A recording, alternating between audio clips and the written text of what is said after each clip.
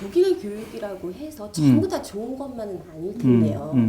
이렇게 경쟁 없는 그런 교육이 그 하향 평준화를 얘기하지는 않을지 그거 궁금합니다. 예, 그건 아주 많은 사람들이 궁금해할 것 같아요. 네. 그죠? 경쟁을 하지 않으면 전반적으로 교육 수준이 떨어지지 않을까 그렇게 생각할 수도 있어요. 그리고 그게 또 맞는 지적일 수도 있어요. 왜냐하면 독일이 실제로 피사라고 들어보셨죠?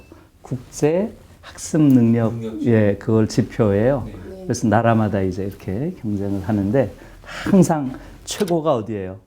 일본, 한국, 핀란드 이 세 나라가 항상 최고를 다투죠. 독일은 중간 정도밖에 안 돼요. 항상 중간 정도. 그러니까 독일 내에서도 그게 문제가 됐어요. 야, 우리 피사가 너무 떨어지는 거 아니냐 이런 것이 있어서요. 나중에 독일에서는 피사 문제는 그거는 우리랑 안 맞는다. 왜냐하면 독일 교육은 정답을 고르는 교육이 아니에요. 독일 교육은 독일 교육 자체를 비판 교육이라 그래요. 모든 지식의 배후에 어떤 권력이 작동하는지 그것을 통찰할 수 있는 능력을 길러줘야 된다고 생각을 해요. 사실 놀라운 거죠. 그래서 선다형 문제도 없고요. 단답형은 더더욱 없어요. 선다형 문제라고 하는 것은 교육적 사기라고 불러요. 독일에서. 왜? 몰라도 20 내지 25% 맞추잖아. 막 찍어서 맞추잖아요. 아이들한테 어려서부터 사기를 가르친다는 거예요. 그 다음에 단답형 문제는 뭐예요? A는 B다라는 걸 외우는 거잖아요. 네. 이것이야말로 가장 전형적인 파시즘 교육이라는 거예요. 파시즘 교육은 달달달달 파시스트들이 이야기한 거 외워왔잖아요. 그러한 주장을 성찰하고 비판하는 능력을 가르쳐야지. 단순한 지식을 암기하게 가르치는 것, 이것은 반교육이라는 거예요. 그래서 그런 문제 자체가 없어요. 초등학교 때부터 쓰는 겁니다. 자기의 생각을 비판적으로 서술하라요. 전형적인 문제가 비판적으로 서술하라.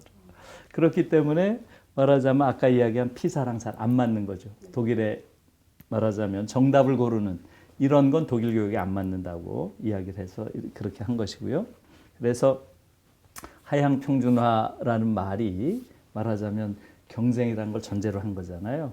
근데 독일 교육은 사실은 그런 교육에 맞지 않는 것이고요. 근데 이제 제가 독일 교육을 볼 때 아마 여러분들도 독일 학생들 좀 보셨을 거예요. 한국에도 일부 보이는 친구들이 있고 또 누구예요? 다니엘 린데만이라는 친구는 꽤 유명해졌죠. 그 친구가 저는 특별히 이렇게 빼어난 독일 친구라고는 생각 안 해요. 그냥 보통 독일의 젊은이라고 생각을 하는데 대체로 그 친구 같은 거예요. 자기 생각들이 있어요. 우리 아이들이 없는 게 바로 독일 아이들은 자기 생각이 있다는 거예요. 저는 그것을 티페, 시면이라고 부르고 싶어요. 우리 아이들이 없는데 독일 아이들이 가지고 있는 게 뭘까? 그것은 시면, 깊이라는 게 있어요. 깊이, 아이들이.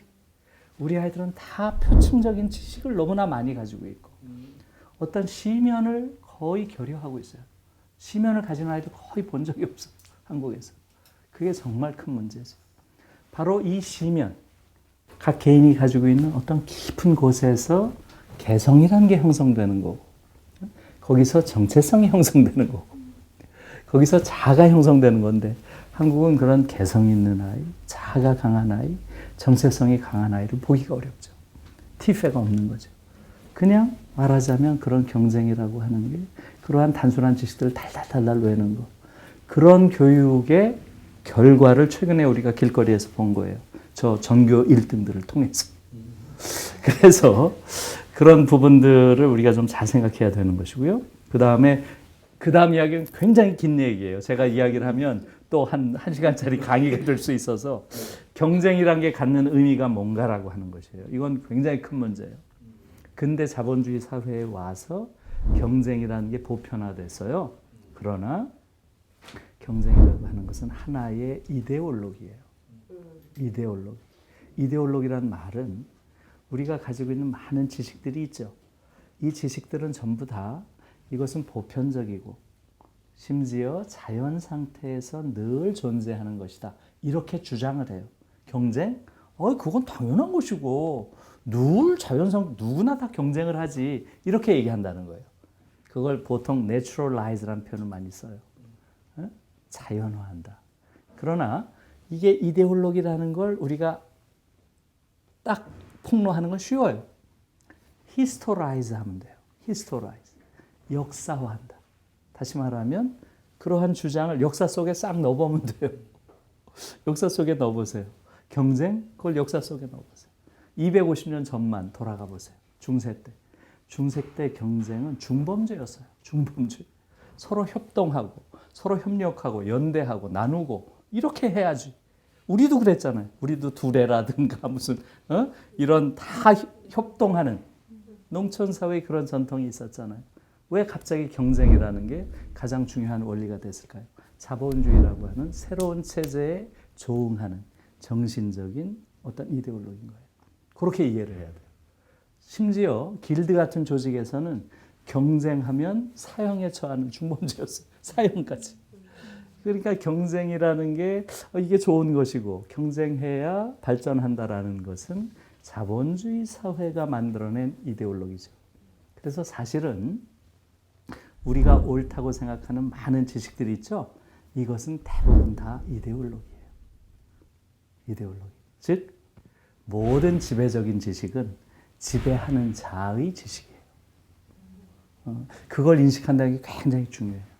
그래서 좀 비판적으로 사유를 해야 된다는 거죠. 그래서 지금 경쟁을 안 하면 하향 평준화가 된다라는 일반적인 그런 생각이 있죠. 이런 것들도 전형적인 경쟁 이데올로기가 한국에서 얼마나 아주 치열하게 관철되고 있는지 그걸 보여주는 사례죠. 네. 독일은 그 반사례죠. 독일은 경쟁 안 시켰는데 어때요? 전 세계에서 가장 성숙한 아이들. 아까 봤잖아요. 아까 봤죠. 그렇게 성숙한 아이들. 지적으로도 가장 뛰어난 아이들. 독일 경제 전 세계에서 가장 좋은 물건 만들고 가장 잘 사는 나라를 만들었잖아요. 독일이 이미 보여주고 있죠. 경쟁을 안 시키니까 오히려 아이들이 성숙하고 국가도 성숙하고 시민들도 성숙하더라. 이걸 보여주는 거죠. 예.